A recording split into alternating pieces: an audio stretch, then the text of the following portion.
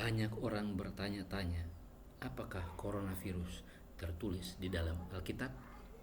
Sebelum kita melangkah lebih jauh, mari kita berkenalan dengan keluarga besar coronavirus. Coronavirus memiliki anggota keluarga, di antaranya adalah SARS yang ditemukan tahun 2003 dan membunuh 650 orang lebih. Kemudian MERS yang ditemukan di Timur Tengah dan membunuh lebih dari 800 orang. Keluarganya yang lain adalah flu burung, flu babi, dan yang terakhir ini adalah yang kita kenal dengan COVID-19. COVID-19, SARS dan MERS berasal dari keluarga virus yang sama. Penyebaran coronavirus dari hewan ke manusia sebenarnya sangat jarang. Tetapi hal inilah yang terjadi pada COVID-19, SARS, dan MERS. Manusia dapat tertular ke virus lewat kontak langsung dengan hewan yang terjangkit virus ini. Cara penyebaran ini disebut dengan transmisi zoonosis. SARS diketahui ditularkan dari luwak ke manusia, sedangkan MERS ditularkan dari unta berpunuk. Khususnya COVID-19 diduga kuat ditularkan oleh kelelawar. Keluarga coronavirus ini sama-sama menyerang sistem pernafasan manusia. MERS dan SARS menyerang tenggorokan, sedangkan COVID-19 masuk ke paru-paru sehingga mengakibatkan gagal nafas. Kita kembali kepada pertanyaan awal, apakah coronavirus tertulis di dalam Alkitab? Secara etimologi, kata coronavirus tidak ada dalam Alkitab. Namun ada sebuah peristiwa Alkitab yang menyerupai terjadinya coronavirus ini. Sebelumnya kita perlu mengetahui nama-nama penyakit di dalam Alkitab. Nama-nama penyakit yang lebih sering disebutkan Alkitab adalah kusta dan sampar. Dan COVID-19 dapat digolongkan pada penyakit sampar jika kita menerapkan pola kejadian yang digambarkan dalam cerita Alkitab tersebut. Untuk menghubungkan benang merah ini, maka kita perlu melihat wabah ini melalui jendela The Great Controversy atau pertentangan besar segala zaman. Pada setiap zaman selalu ada wabah baru yang dibuat oleh musuh Allah yang menggunakan media manusia dan kegiatannya untuk merongrong tabiat Allah yang penuh kasih itu. Tujuannya adalah supaya manusia menuduh Allah bahwa Allah adalah pribadi yang suka menghukum mereka yang bersalah, otoriter, tidak mengasihi, suka membunuh, dan lain sebagainya. Pada zaman Nabi Musa, ada satu tulah yang disebutkan Alkitab yang memiliki kemiripan dengan coronavirus yang membunuh banyak orang setelah mengkonsumsi daging puyuh yang akan kita pelajari pada saat ini. Tulah itu berawal dari cerita berikut ini. Di dalam buku Bilangan pasal 11 menceritakan tentang persungutan yang saya mau sebutkan dengan demo besar-besaran dan berjilid-jilid yang membuat Musa memohon kepada Tuhan Allah agar dia dibunuh saja. Musa yang terkenal karena kesabarannya kini tiba pada titik nadir. Ia menyerah seolah-olah ia mulai meragukan kuasa Allah. Siapakah mereka yang demo berjilid-jilid ini? Siapakah mereka yang suka bersungut-sungut ini? Bilangan 11 menyatakan mereka adalah orang-orang bajingan yang menangis meminta kepada Musa untuk diberi makan daging seperti yang mereka makan di Mesir. Dua jawaban Tuhan Allah kepada Musa. Jawaban yang pertama atas permohonan dan atas persungutan dan atas demo itu Tuhan menjawab sebagai berikut. Yang pertama, Tuhan mengajarkan pembagian tugas kepemimpinan kepada 70 orang tua-tua Israel. Dan yang kedua adalah Tuhan Allah setuju untuk memberikan kepada para pendemo bajingan itu makan daging.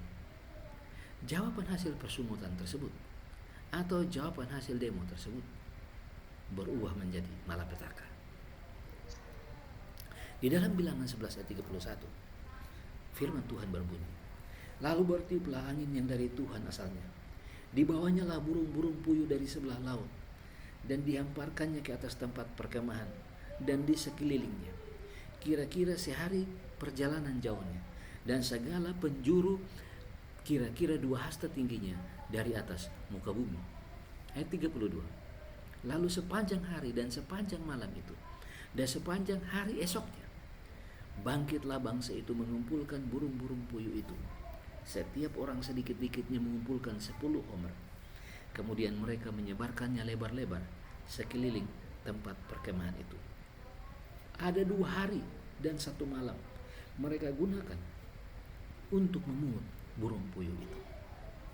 Ayat 33 bilangan 11 menyatakan, orang-orang mulai memakan daging itu, tetapi Tuhan menjadi sangat marah. Sementara daging itu masih di dalam mulut mereka, belum mereka mengunyahnya, Tuhan mendatangkan tulah yang sangat mengerikan ke atas mereka. Alkitab terjemahan lama terbitan tahun 1954 menyatakan, maka daging itu lagi pada celah gigi mereka itu. Maka murka Tuhan menyala-nyala dan dipalu Tuhan dengan palu yang amat besar.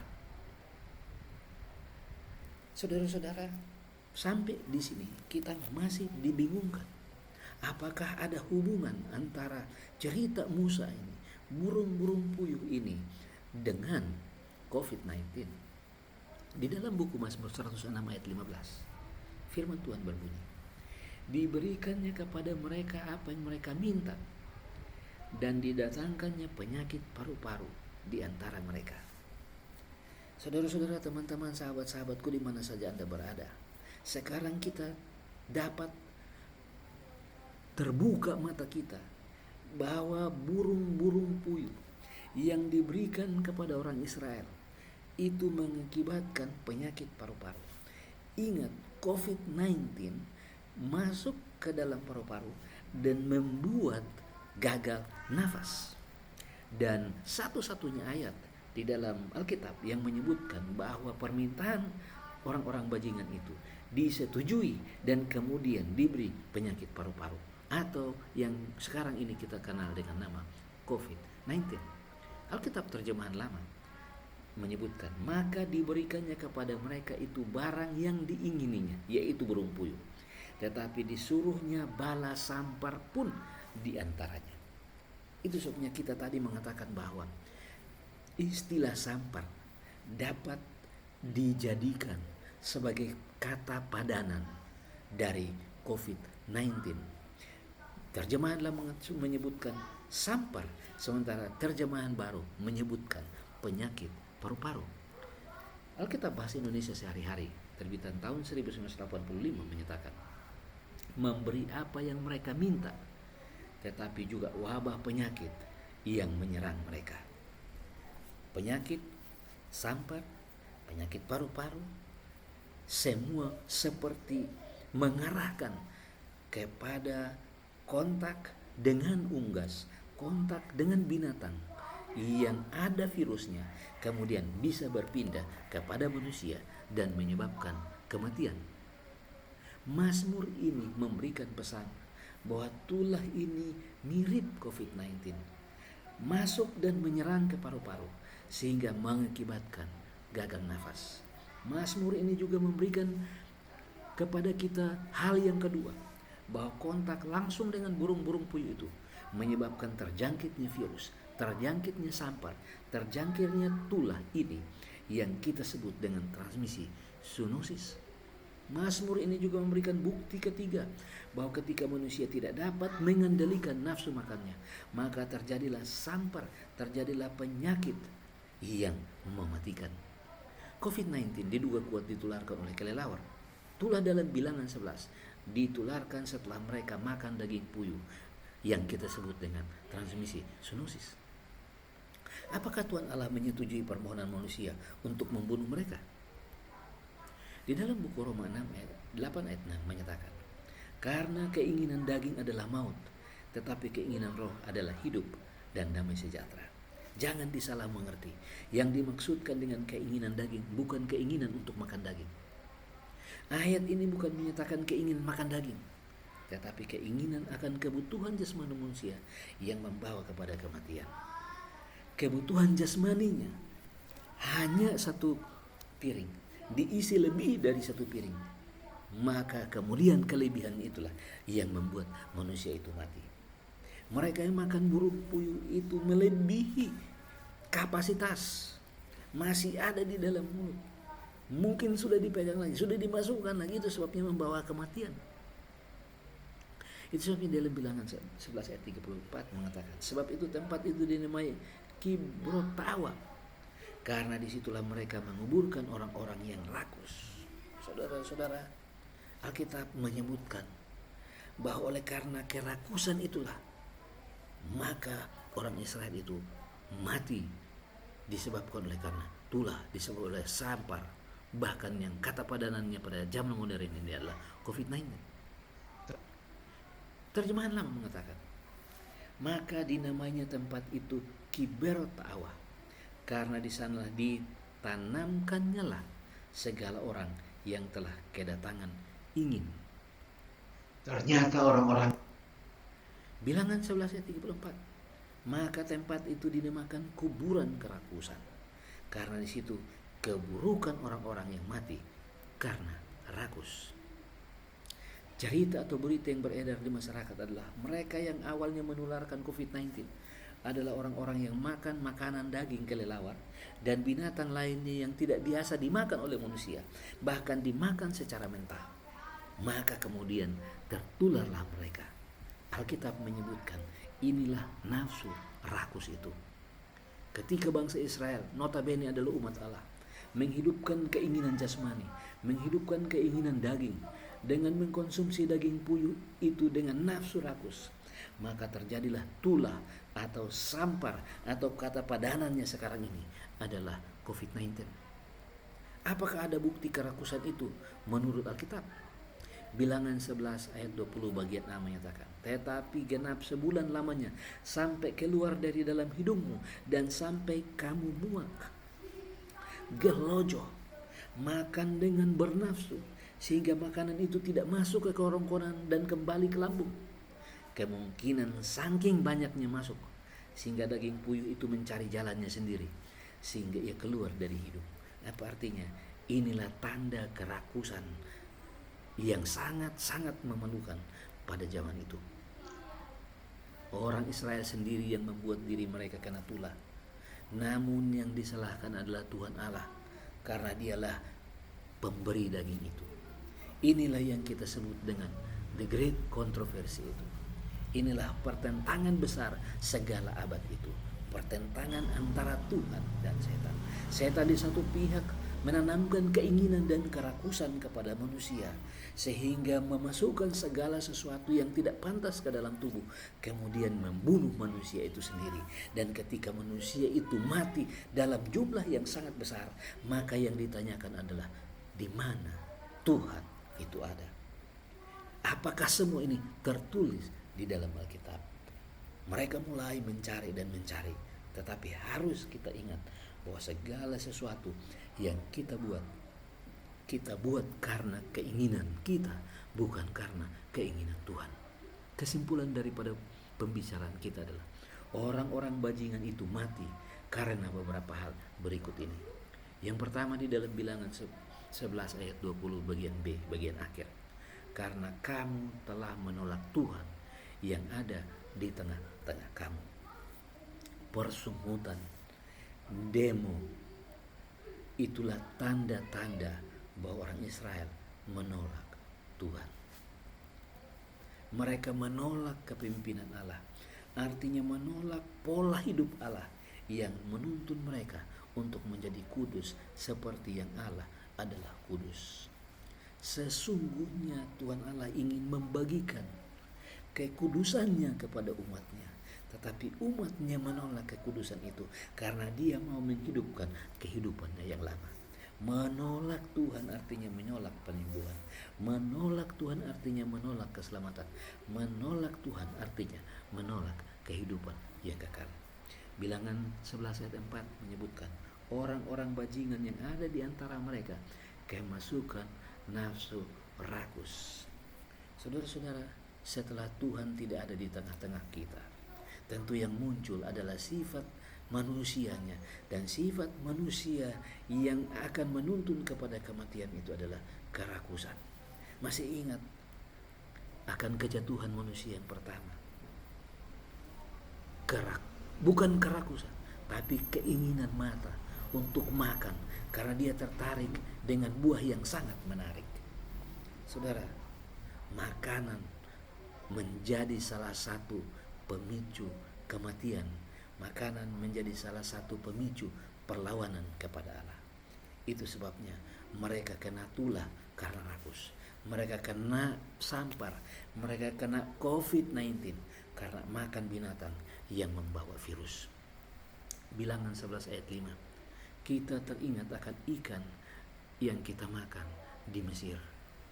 Apa yang terjadi saudara-saudara? Secara fisik mereka sudah jauh dari Mesir, tetapi selera makan mereka masih selera Mesir. Secara fisik mereka sudah jauh dari Mesir, tapi menu makan mereka masih menu makan Mesir. Teman-teman, sahabat, saudara, Bapak, Ibu, saudara sekalian, para pendengar dimanapun saudara berada, sudah berapa puluh tahun kita mengikuti Tuhan. Bagaimana dengan selera makan kita? Bagaimana dengan menu makan kita? Apakah menu makan kita dan selera kita akan sama dengan pola makan dan pola hidup yang diajarkan oleh Tuhan untuk kekudusan atau keinginan tubuh kita? Apa yang kita hidupkan di dalam kehidupan kita sebagai orang Kristen? Tubuh berdosa kita ini masih butuh daging, masih butuh ikan. Tetapi jika kebutuhan itu berubah menjadi keinginan, ketika kebutuhan itu berubah menjadi kerakusan, maka masalah dan penyakit akan membunuh Anda. Ellen G. White, pelopor Gereja Advent, menulis, kecenderungan yang dibawa lahir, kebiasaan dulu harus ditinggalkan. Kalau dahulu sebelum kita mengenal Kristus, kita hidup dalam satu dunia yang lain. Tetapi ketika kita mengenal Kristus, Kristus membawa kita kepada dunianya, dunia kekudusan.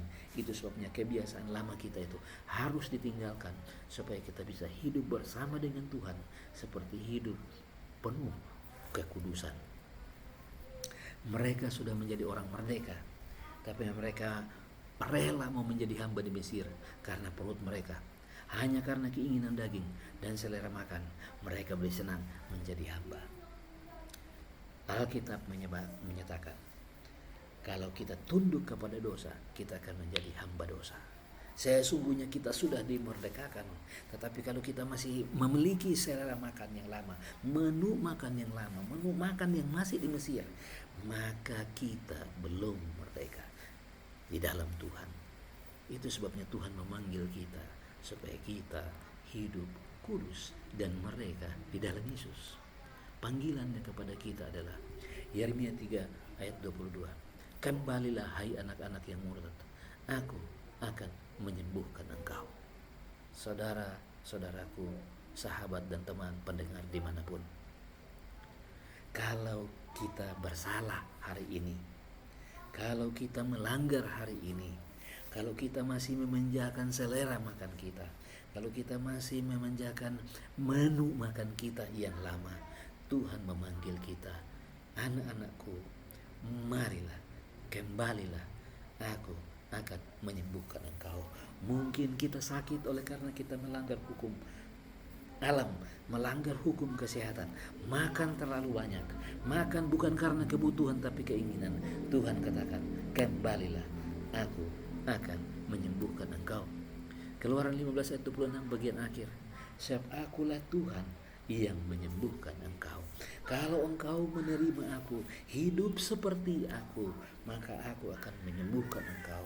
Kalau engkau sakit, engkau pasti akan sembuh. Kalau engkau terbaring oleh lemah, aku akan memberikan kekuatan kepadamu. Kembalilah, hai anak-anakku. Mazmur 103 ayat 3. Dia yang mengampuni segala kesalahanmu, yang menyembuhkan segala penyakitmu. Apakah Anda mau datang kepada Tuhan? Apakah Anda mau disembuhkan dari penyakit Anda? Saya tidak tahu penyakit apa yang Anda alami, tapi sampaikanlah itu kepada Tuhan, maka Tuhan akan menyembuhkan engkau. Mari kita berdoa. Bapa di sorga, Bapa yang baik, Bapa yang penuh kasih sayang, Bapa yang sudah mati untuk kami.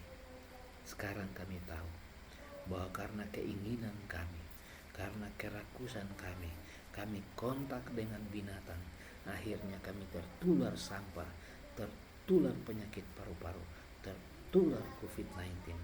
Tapi Tuhan katakan, kembalilah, aku akan menyembuhkan engkau. Maka pada pada kesempatan ini kami datang kepadamu, sembuhkanlah kami dan bawalah kami pulang ke rumah di sorga. Terima kasih karena Tuhan mendengar menjawab doa kami, karena kami minta di dalam nama Yesus, Tuhan dan Juru Selamat kami. Amin. Tuhan Yesus memberkati kita semua.